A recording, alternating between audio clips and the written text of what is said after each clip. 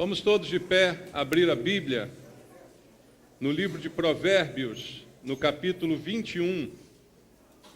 Provérbios, capítulo 21, versículo número 2. Provérbios 21, verso 2. Você achou aí na Bíblia? Provérbios, capítulo 21, versículo 2, diz assim: todo o caminho do homem é reto aos seus próprios olhos, mas o Senhor sonda os corações. Amém. Pai, queremos ouvir a Tua palavra essa manhã, queremos ouvir a Tua voz, Pai, não a voz dos homens, não as doutrinas humanas, não as filosofias do mundo, mas a palavra que sai da Tua boca, o verdadeiro alimento que sustenta, que tem tudo aquilo que precisamos para viver nesse mundo, Pai. É isso que nós queremos Te pedir essa manhã. Fala conosco, meu Deus. Fala ao nosso coração, supre as nossas necessidades espirituais e que a minha vida seja um instrumento em Tuas mãos para que isso aconteça. Usa-me, Senhor, com a unção do Espírito Santo para que eu possa ministrar de acordo com a Tua vontade, a Tua palavra. É o que eu Te peço com meus irmãos em oração, em nome de Jesus. Amém. Graças a Deus. Podem sentar. Irmãos, esse texto em Provérbios traz uma lição, como é praticamente todo o livro de Provérbios, um conjunto de ensinos, de sabedoria de Deus para a nossa vida, mostrando verdades importantes. E uma delas está aqui no verso 2, dizendo que todo o caminho do homem é reto aos seus próprios olhos. Mas, na verdade, é o Senhor quem sonda os corações. Então, o que o texto me diz é que há uma grande diferença entre o que eu vejo e o que Deus vê. E isso nós precisamos entender, pois o texto diz que aos meus olhos o caminho é bom, é reto, é sempre correto. Mas nem sempre é isso que Deus está vendo. Isso é um alerta para nós, porque normalmente nós aprovamos aquilo que fazemos. Achamos que estamos no caminho certo, achamos que estamos na direção correta, porque somos muito benevolentes ao nos julgar. Então sempre nos julgamos bem, achando que os caminhos que escolhemos, que as coisas que fazemos, são as coisas mais corretas a serem feitas. Mas o que o texto me diz é que, na verdade, quem sonda os corações, quem julga todas as coisas, é o Senhor. E muitas vezes o seu julgamento é diferente do nosso. Os seus olhos veem de uma maneira diferente dos nossos olhos. Então a gente tem a tendência, como eu disse, de nos achar justos. Mas será que é assim que Deus vê as nossas escolhas, os caminhos que tomamos? Então, o que a Bíblia está aqui nos dizendo é que Deus sonda os nossos corações. E isso significa que Ele vê o mais profundo dos nossos sentimentos, das nossas emoções, dos nossos julgamentos, porque Ele sonda o coração de cada um de nós. E Ele realmente conhece o nosso coração. Nós, às vezes, temos a mania errada de dizer que conhecemos o coração de alguém. Você já falou isso? Eu conheço o coração daquela pessoa. Não, ela seria incapaz disso, né? A gente tem esse hábito de falar erradamente que conhecemos o coração. Você quer ver uma área em que isso é muito comum? É quando falam dos nossos filhos. Aí você diz assim: não, eu conheço o coração do meu filho. Tadinho de você, enganadinho, né? Você acha que você conhece o coração do seu filho? Tolinho, não é você? Não conhece. Na verdade, é Deus quem conhece o coração. Deus quem sabe os sentimentos, Deus quem conhece as motivações, e é o que esse texto aqui está me dizendo. E esse sondar de Deus é um exame muito mais rigoroso do que o nosso. Quando nós analisamos uma pessoa, nós podemos sondar superficialmente, através das palavras, através das reações, mas só Deus tem o poder de ver o interior do coração. Então, a sondagem de Deus é um processo muito mais intenso, profundo, de conhecimento que nós não temos, né, e não podemos ter a respeito de ninguém, e às vezes nem de nós mesmos. Nem nós mesmos conhecemos de verdade o nosso coração. Porque aos nossos olhos, o nosso caminho é sempre reto. As nossas escolhas parecem sempre boas, mas Deus que pesa, que sonda os corações, vai enxergar de maneira diferente. E é interessante essa palavra usada aqui, o sondar, não é? Porque no hebraico ela tem um sentido mais profundo.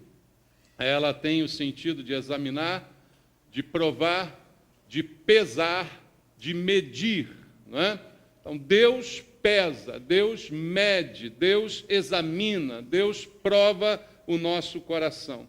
É como se Deus colocasse na balança para ver o real peso, o real valor que tem dentro do nosso coração. E esse padrão de medida de Deus é sempre justo e perfeito.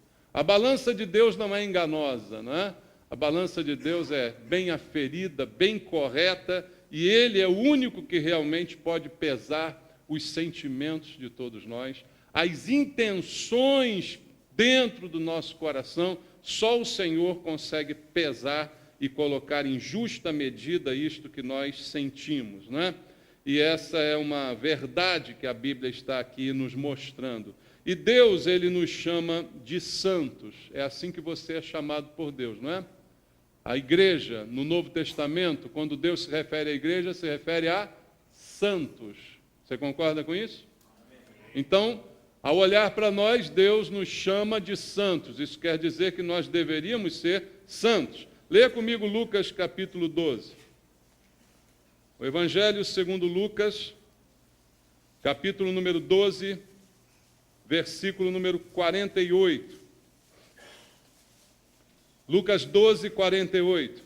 Diz assim: aquele, porém, que não soube a vontade do seu Senhor e fez coisas dignas de reprovação, levará poucos açoites. Mas aquele a quem muito foi dado, muito lhe será exigido. E aquele a quem muito se confia, muito mais lhe pedirão. Veja a responsabilidade que nós temos diante de Deus. Como Ele nos chama de santos, santos quer dizer separados, não é? Ele diz que quanto mais recebemos de investimento, de conhecimento, de responsabilidade, maior o nosso nível de apresentação diante de Deus. A cobrança será muito maior em relação a nós, que por Deus somos chamados de santos. Então, a palavra essa manhã nos serve de alerta. Deus está pesando os nossos corações de uma maneira muito rigorosa, muito mais rigorosa do que nós fazemos em relação a nós mesmos. Então, isso quer dizer que todos os propósitos, todos os pensamentos, todas as intenções, Deus conhece. Eu não posso enganá-lo. Nós podemos enganar as pessoas com um procedimento, mas não conseguimos enganar a Deus, já que Ele pesa o coração de cada um de nós. E as provações são um dos padrões de medida usados por Deus. E eu costumo dizer, não para que Deus saiba algo sobre nós, porque a gente crê que Deus é onisciente, amém? O que quer dizer isso? Ele sabe todas as coisas, Ele não se surpreende com nada. Então, quando Deus prova alguém, Ele não prova para saber o resultado, e aí então conhecer. Ele prova para que eu acabe sabendo a meu próprio respeito. Deus, quando faz uma provação na vida da gente, não fica na expectativa de saber qual a nossa reação. Se eu acreditar nisso, eu acredito então que Deus não sabe todas as coisas. Ele já sabe qual vai ser a minha reação. Mas a prova é muito mais para que eu conheça um pouco mais a respeito de mim, porque eu, muitas vezes, tenho uma ideia errada, como esse texto aqui nos diz, não é? Então, as provações acabam se tornando num padrão de medida de Deus. Quando nós somos tentados, provados, como a Bíblia diz, como Jesus advertiu, no mundo passais por aflições, a reação da gente revela o nosso coração. Quando está tudo bem, nem sempre as nossas ações revelam o interior do nosso coração. Porque quando tudo vai bem, a gente também vai bem, a gente está sorrindo, né? A gente está tranquilo, mas quando as coisas vão mal, quando há uma prova, quando há uma dificuldade, uma doença, um problema, qualquer coisa desse tipo, aí é que o coração é revelado. Aí é que o interior é exibido na hora de uma dificuldade. Então, as provações se tornam um padrão de medida da pesagem do nosso coração. Quando eu me deparo com uma tribulação, eu fico impaciente, eu fico em rebelião, eu fico em desespero, eu caio, e isso é que vai mostrar realmente o meu coração. A princípio está tudo bem, mas quando as coisas não vão bem, como é que eu reajo? E é nessa hora que eu posso perceber o que realmente está dentro de mim. Mas Deus já sabe, Deus já conhece, Deus já sabe tudo ao meu respeito. A prosperidade e a honra e as bênçãos, elas também podem se tornar um padrão de medida do nosso coração. Veja comigo ainda em Provérbios, no capítulo 27, o versículo 21. Está dizendo assim: como o crisol prova a prata e o forno o ouro, assim o homem é provado pelos louvores que recebe. Da mesma forma que a tribulação é uma prova, a honra, a prosperidade, a bênção também são uma prova daquilo que está dentro de nós, daquilo que nós realmente somos. Então, são pesos para medir o nosso coração. Na tribulação eu entro em desespero, eu blasfemo, eu reclamo, eu fico impaciente. E quando sou louvado, aplaudido, reconhecido, será que meu coração se eleva, se orgulha tanto que eu me afaste de Deus? São evidências que vão mostrar realmente como anda o meu coração. E a verdade também é um outro padrão de medida muito importante na Bíblia. Muita gente deixou de seguir Jesus porque ele falou algumas palavras duras que eles não queriam ouvir. Você já leu comigo alguns capítulos da Bíblia mostrando essa verdade. Quando Jesus curava, quando Jesus abençoava, fazia milagres, todos gostavam dele. Mas quando Jesus dizia a verdade, muitas pessoas se escandalizaram com ele. E lá em João capítulo 6, a Bíblia diz que até discípulos seus o abandonaram diante de uma verdade que ele disse. A ponto de ele virar para os demais e perguntar: e vocês também vão? E aí ouvimos aquela declaração de Pedro, não é maravilhosa, dizendo: para quem iremos? Só tu tens as palavras de vida eterna. Mas a realidade é que a verdade também escandalizou muita gente. E o que é a verdade, irmãos? A verdade é Jesus, amém? Ele não disse: eu sou o caminho, a verdade e a vida. E Jesus é a palavra, no princípio era o verbo, não é? O verbo estava com Deus e o verbo era Deus. Então veja o que diz João 17:17. Olha como Jesus faz esta afirmação. João 17:17. Santifica-os aonde? Na verdade. A tua palavra é a verdade. A verdade é a palavra de Deus. É nela que somos santificados. E se a palavra de Deus nos escandaliza, na verdade ela revela quem nós somos interiormente. Tinha muita gente seguindo Jesus pelos milagres que ele fazia, mas quando ele disse a verdade, ela não os santificou porque não quiseram ser santificados. Pelo contrário, se escandalizaram. Então, quem rejeita a verdade, na verdade, é condenado pela própria verdade, porque rejeitou a verdade e acaba condenado pela própria verdade. Então, o que a Bíblia está nos dizendo é que Deus sabe o padrão, conhece o coração, faz a pesagem do nosso coração de diversas maneiras, ou na bênção, ou na tribulação, ou pela palavra. Vamos nos revelando a cada dia diante das reações que temos a todas estas coisas. E o resultado dessa pesagem é que às vezes pode nos surpreender, não é? Porque, como diz o texto, voltando lá ao livro de Provérbios, aonde nós começamos a leitura, todo o caminho do homem é reto aos seus próprios olhos. De repente, achamos algo de nós que não é aquilo que Deus está achando. E quando somos pesados na balança de Deus, podemos ter uma surpresa em relação a essa pesagem. E isso é o resultado da pesagem. Os corações são muito diferentes. Nós somos pessoas muito diferentes. E o resultado dessa pesagem eu dividi aqui em 3 possibilidades. Há alguns que, ao serem pesados, são logo achados em falta. É evidente a sua situação, é evidente a maneira como vivem. São aqueles que têm um coração natural. O coração do homem, a Bíblia diz, é enganoso. Veja comigo Jeremias capítulo 17. Jeremias 17, versículo número 9. Diz assim: enganoso é o coração, mais do que todas as coisas, e desesperadamente corrupto. E ele pergunta: quem o conhecerá? Quem é capaz de ler a verdade desse coração? Não é? Naturalmente, o coração do homem é assim, enganoso, corrupto.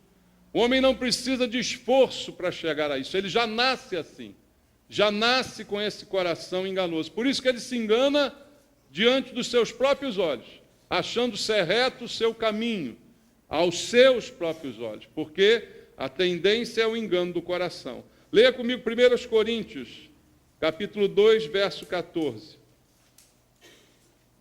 1 aos Coríntios, capítulo número 2, versículo 14.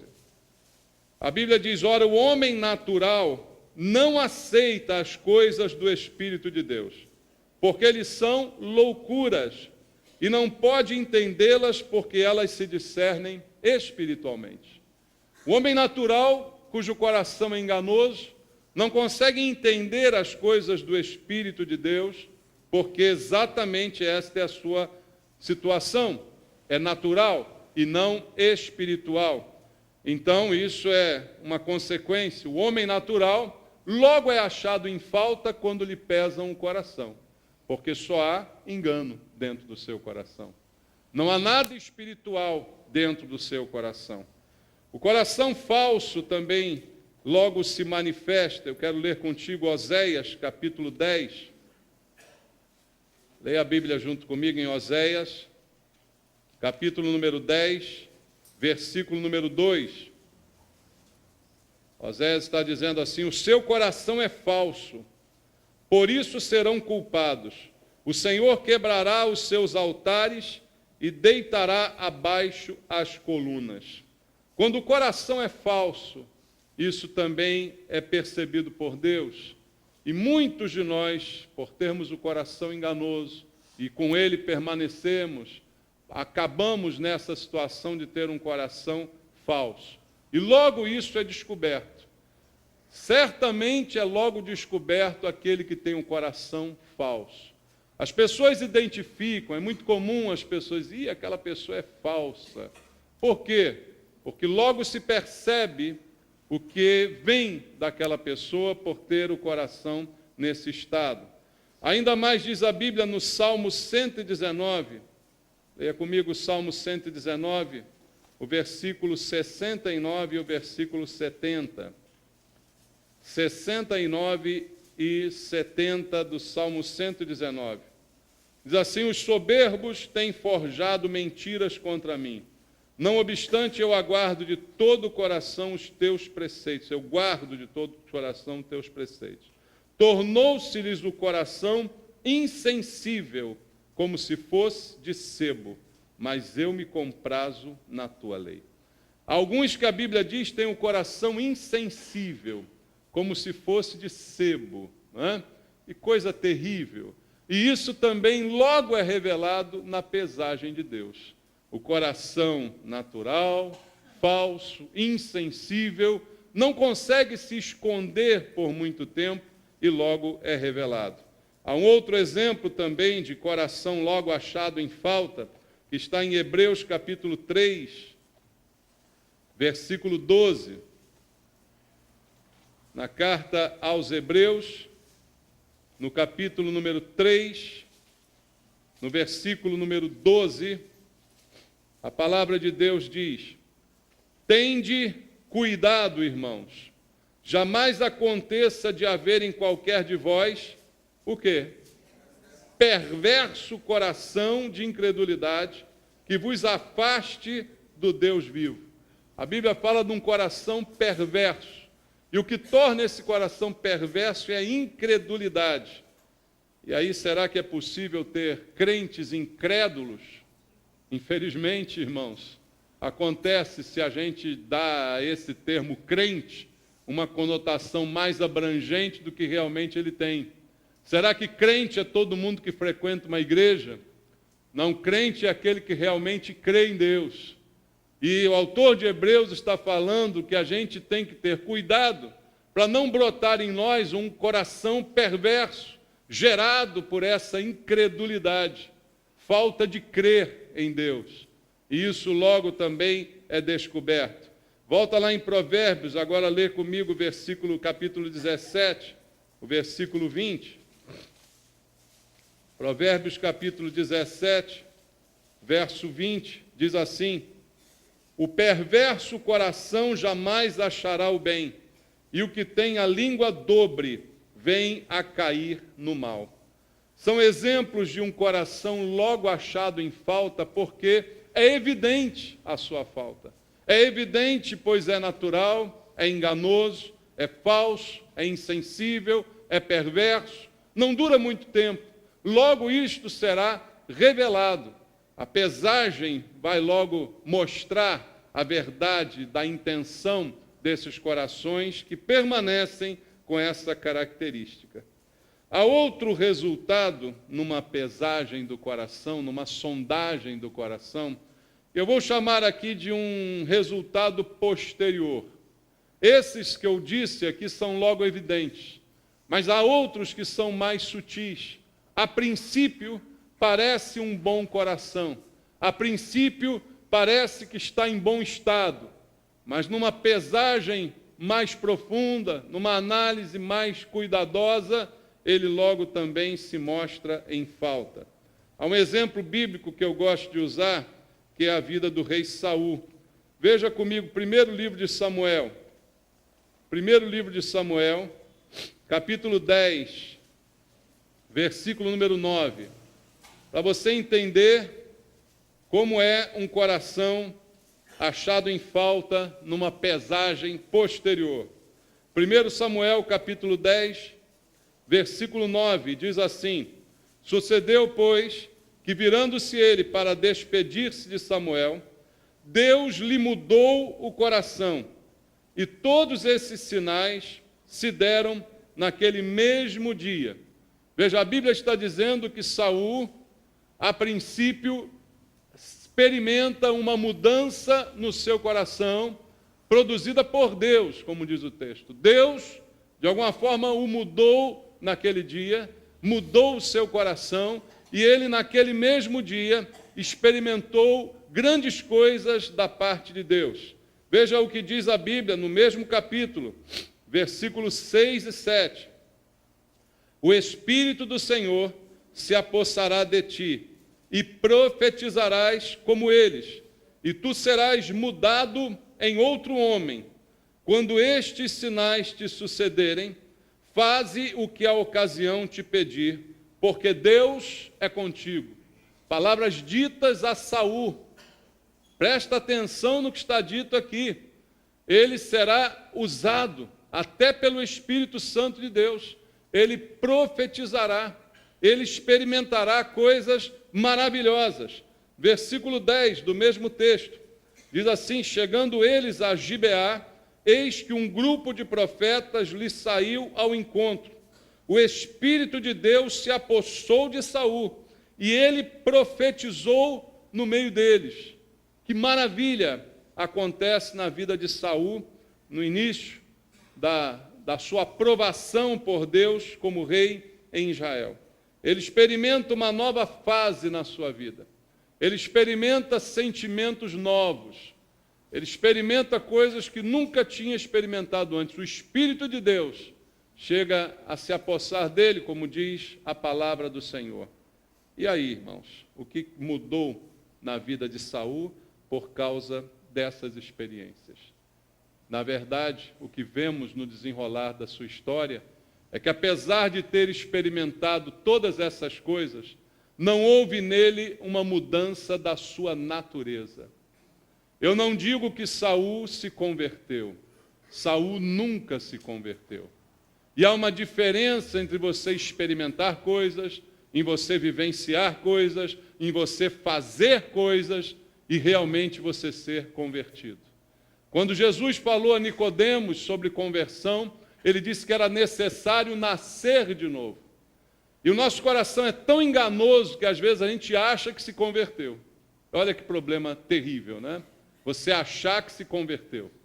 Esse é um problema bem grave, porque aos seus olhos o seu caminho é reto.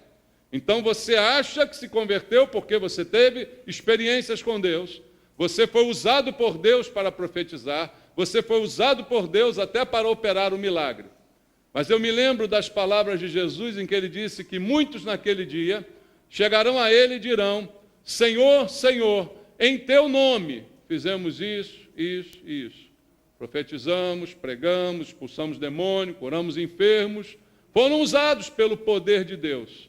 Mas Jesus dirá a estes: eu nunca conheci vocês. Apartai-vos de mim, vocês que praticam a iniquidade. Isso revela o maior dos enganos do coração do homem. Achar que está com Deus, achar que é convertido, achar que é usado por Deus, e usado pode até ser, mas se não houver a mudança da natureza, não há conversão. Quando Jesus falou a Nicodemos, ele disse: é necessário nascer de novo. E isso implica em receber uma nova natureza dada por Deus, que vai transformar de fato a vida da pessoa. Saul nunca se converteu. Embora tenha sido usado por Deus, embora tenha tido um início bom, você viu qual foi o seu final. Porque ser usado não é a mesma coisa do que ser transformado, entende? Recebeu de Deus coisas boas, mas não é a mesma coisa do que conversão, que é uma mudança da natureza. Diz a Bíblia que o convertido recebe a natureza divina. Então é uma outra história. Saul, ao longo do tempo, foi mostrando o que estava realmente dentro do seu coração. No início, como vi com você, foi usado maravilhosamente, teve experiências espirituais, recebeu de Deus até uma mudança no seu coração. De repente, Saul podia cantar aquele hino: recebi um novo coração do Pai, né? Saul podia cantar, assim como nós podemos cantar. Mas isso não significa nada, se estiver apenas sendo cantado por nós e não estiver sendo vivido por nós.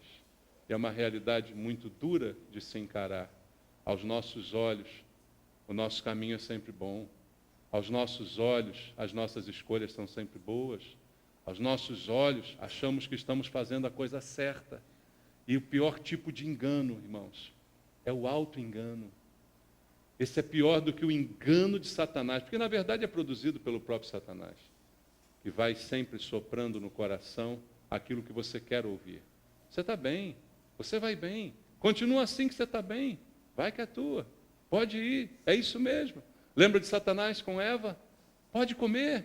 Não, certamente não morrereis. Pelo contrário, você vai melhorar, você vai ficar igual a Deus, vai lá, pode ir. O pior engano é o auto-engano. É achar que é o que não é. Esse engano é terrível e como ele tem acometido as pessoas dentro da igreja, irmãos. E Saul é uma grande evidência, porque você vai ver no final da história quem era realmente Saul. Deus já sabia quem era Saul. Mas isso ficou registrado para que a gente saiba, para que o próprio Saul soubesse. Quando no futuro Revelou-se um coração impaciente, um coração teimoso, um coração que fazia só o que queria e não o que Deus queria. Por que Saul caiu? Por que ele não continuou como rei de Israel? Pela desobediência. Foi usado, mas era desobediente. Só pensava nele mesmo. Essa é a razão do fracasso de Saul. Há um outro exemplo que eu quero compartilhar contigo em 1 Reis. 1 Reis, capítulo 21. 1 Reis, capítulo 21, versículo 25, até o versículo 27. Diz assim: ninguém houve, pois, como Acabe, que se vendeu para fazer o que era mal perante o Senhor, porque Jezabel, sua mulher, o instigava, e fez grandes abominações seguindo os ídolos, e segundo tudo o que fizeram os amorreus, os quais o Senhor lançou de diante dos filhos de Israel. Diz a palavra do Senhor nesse texto. E continua o texto no verso 27. Tendo Acabe ouvido estas palavras, o que ele fez? Rasgou as suas vestes, cobriu de pano de saco o seu corpo e fez o que mais? Jejuou, dormia em pano de saco e andava cabisbaixo. Um dia chegaram para o rei Acabe e disseram a ele todas essas verdades dos versículos anteriores. Nunca houve alguém como Acabe, que se vendeu para fazer o que era mal perante o Senhor. Porque Jezabel, sua mulher, o instigava, ele era um joguete na mão da sua esposa. Fez grandes abominações, seguiu ídolos, fez tudo o que fizeram os amorreus. Isso tudo foi dito a Acabe. E aí a Bíblia diz que Acabe, ao ouvir isso, rasgou as vestes, se cobriu de pano de saco, jejuou, dormiu em pano de saco e andava só cabisbaixo. Quem olha isso diz: Acabe se converteu. Parece que ele se converteu, não parece? Está até jejuando, gente. Ai, que maravilha. Acabe jejuando. Não é, irmãos? A gente olha e vê o Acabe agora está humilde, olha de pano de saco, está andando cabisbaixo, não é mais aquele rei altivo, não é? Cabeça erguida, está lá cabisbaixo, jejuando, né? Cheio de cinza sobre o corpo. Ah, eu acho que Acabe se converteu. Irmãos, ele estava humilhado, mas não quer dizer que ele estava humilde. Tem uma grande diferença nisso, né? Você pode ser humilhado e não ser humilde. E, na verdade, só é humilhado quem não é humilde. Porque quem é humilde não pode ser humilhado. Como é que você vai humilhar aquele que já é humilde? Não tem como humilhar. A Bíblia diz: aquele que a si mesmo se humilhar, será exaltado. Aquele que a si mesmo se humilha nunca fica ofendido com nada, porque ele já assumiu a posição de humilde. Mas aquele que a si mesmo se exalta, a Bíblia diz, será humilhado. E quem mais sente a humilhação é aquele que é mais orgulhoso. Se você não é orgulhoso, já é humilde, quando alguém te xinga, quando alguém te menospreza, quando alguém te discrimina, está nem aí, Deus é minha justiça. Pode bater, não tem problema, Deus é quem me guarda. É impossível humilhar alguém que já é humilhado. Alguém que já é humilde. Entende isso? Acabe estava humilhado pelas palavras, pelas verdades que lhe foram ditas, mas ele não era humilde. Ele não tinha um coração humilde. Não era essa a verdade da vida de Acabe. Ele estava, a princípio, voltado para Deus.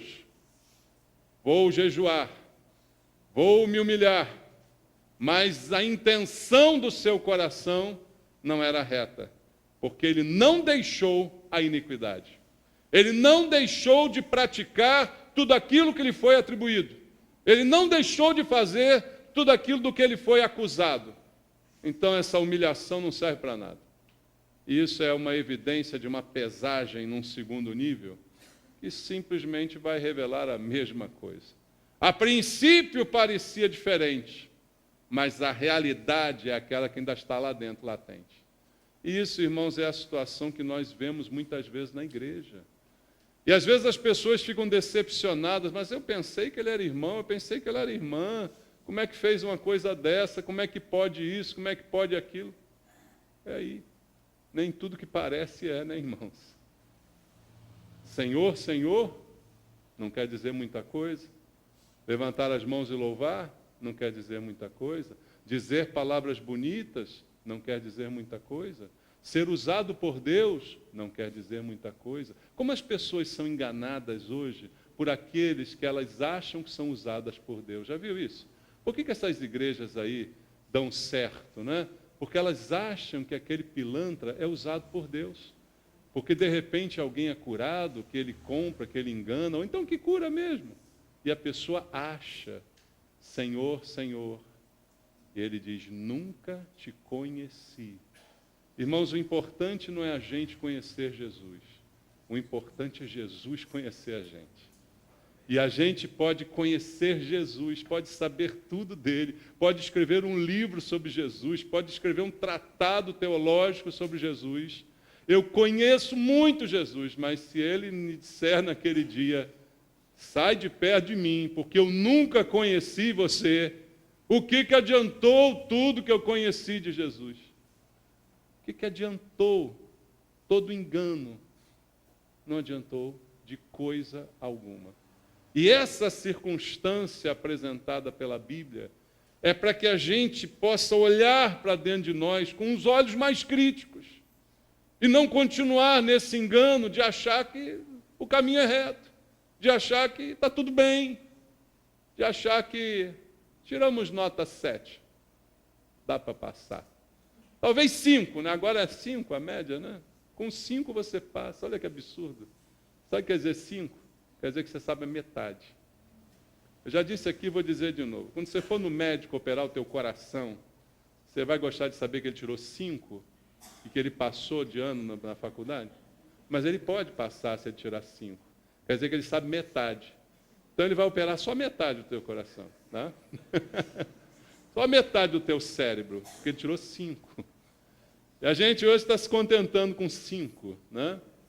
E aí achando, mas isso não é suficiente, porque Deus sonda os corações, Deus pesa as intenções, Deus conhece o interior, não as atitudes, estou humilhado, estou jejuando, Senhor, meu Deus, e nada disso impressiona Deus, se não houver a mudança interior, se não houver de fato uma conversão. Nada disso adianta. Frequentar a igreja durante anos e anos não é garantia de absolutamente nada, se não houver conversão. Por isso que eu creio na salvação eterna, irmãos. Porque salvação é outra coisa.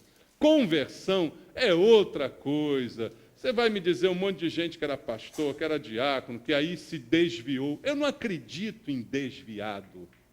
Como é que eu me desvio? Para se desviar, um dia tem que ter estado lá. Não, nunca esteve lá, por isso que se desviou, entre aspas. Nunca foi salvo, por isso que está fora. É Saul, é Judas, é Acabe. Tem momentos, são aqueles a quem Jesus disse, nunca conheci vocês. Andaram com Jesus, frequentaram a igreja, fizeram coisas, realizaram coisas, experimentaram coisas, como diz Hebreus 6, mas nunca se converteram. E quem sabe disso? O Senhor. Veja, nem a gente consegue saber direito, porque aos nossos olhos, o nosso caminho é sempre reto. Então, quem somos nós também para julgar a conversão de alguém? Né? Não conseguimos também. Por isso a Bíblia diz que o joio habitará junto ao trigo até a consumação. E o Senhor diz, não tenta tirar o joio, porque não vai dar certo. Quando você tentar tirar o joio, corre o risco de você lascar um trigo também. Então, vai junto até o final. Mas no final, Jesus disse assim, ele vai separar joio para um lado, trigo para o outro. Aí se revelará a verdade do coração, que ninguém conseguia ver, a não ser o Senhor, que já sabia de tudo isso. E por fim, amados, há um coração que é pesado e que é achado correto por Deus. Há um coração que é sondado e que é achado de maneira certa, no peso certo, na medida certa. Esse, de fato, é o salvo verdadeiro. É o coração arrependido daquele que evita o pecado, daquele que luta contra ele, daquele que está em constante batalha, daquele que realmente tem o coração que o Senhor deseja. Eu ilustro para você com Lucas, capítulo 8. Leia comigo Lucas, Evangelho, capítulo 8, versículo 15, aonde está escrito: aqui caiu na boa terra são os que, tendo ouvido de bom e reto o quê? Coração, retém a palavra, estes frutificam com perseverança. Aonde está esse texto? Está no meio da parábola do semeador contada por Jesus. E ele diz nessa parábola que a semente, que é a palavra de Deus, foi lançada da mesma forma pelo semeador. Mas cada uma caiu num tipo de solo. E veja como é significante que das 4 sementes, só uma produziu. Ou seja, 25%. 75% deu em nada. 75% chegou a mexer um pouquinho, como Saul, como Acabe, mas não deu em nada. Por isso Jesus disse, muitos são chamados, poucos escolhidos. Engana-se quem pensa que a maioria será salva. Pela parábola do semeador, eu já consigo ver, pelo menos matematicamente falando, 25%, né, dos que ouvem, dos que recebem a semente. Todos recebem a semente. Cada um faz o que quiser com ela. Mas a única que realmente frutifica é a que caiu em boa terra. E o que caracteriza essa boa terra? Primeiro, ouviu de bom e reto coração. Um coração bom e reto, pesado por Deus, achado no peso certo. Esse é o coração do crente, no qual a palavra frutificou, no qual a palavra foi retida. Eles retiveram a palavra e eles frutificaram com perseverança. Veja, o frutificar com perseverança não é frutificar uma vez na vida. Saul frutificou algumas vezes na vida, mas frutificar com perseverança é frutificar sempre. Está sempre dando frutos. O justo será como a palmeira, até quando ficar velho vai continuar dando frutos. Não é isso que diz o Salmo? Sempre isso é frutificar com perseverança. A palavra cai no bom e reto coração, ela é retida por ele e ela produz o fruto. Salvação é isso. Não é de quem diz ser salvo, não é de apenas quem faz alguma coisa, mas é aquele que recebeu, guardou, reteve e produziu, porque o coração é bom e reto e assim recebeu. E para fim, irmãos, vamos ler Mateus capítulo 5, versículo número 8, em que Jesus faz também essa afirmação. Bem-aventurados os limpos de coração, porque verão a Deus.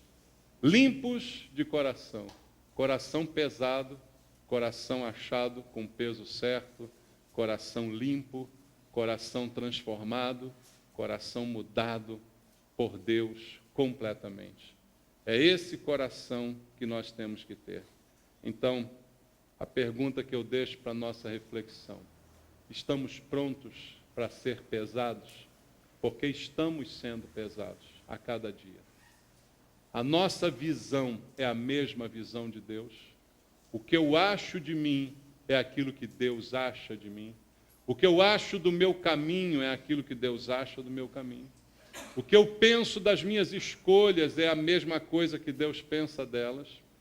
Que isso nos alerte, irmãos. A palavra não é para colocar medo na gente, mas é para nos chamar à responsabilidade. É para nos chamar a um exame do coração, não é? É para nos chamar a essa pesagem, para sabermos de fato se eu conheço a Jesus ou se Jesus me conhece. Para saber de fato como anda a nossa vida. porque é isso que vai realmente importar. Porque só verão a Deus, segundo disse Jesus, os limpos de coração. Que você possa render o seu coração a Deus, para que Ele possa de fato limpar. Porque essa é uma obra. Veja, ninguém nasce com um limpo coração. Ninguém nasce com um bom e reto coração. Já disse a você, todos nascemos com um coração enganoso. Então, como é que o coração é limpo? Como é que o coração é mudado? É obra de Deus. Deus quer fazer. Deus começou a fazer em Saul, mas ele não quis. Aí a vontade, o arbítrio, né, irmãos? Nós somos livres. E aí, o que é necessário? Deixa Deus limpar o seu coração. Deixa Deus tratar com você, para que de fato a sua vida seja uma expressão da verdade. Que a palavra caia nesse bom e reto coração, que é um coração ensinável, um coração tratável. E é assim que nós temos que nos apresentar diante do Senhor. Fala com Deus essa manhã. Que Deus abençoe você.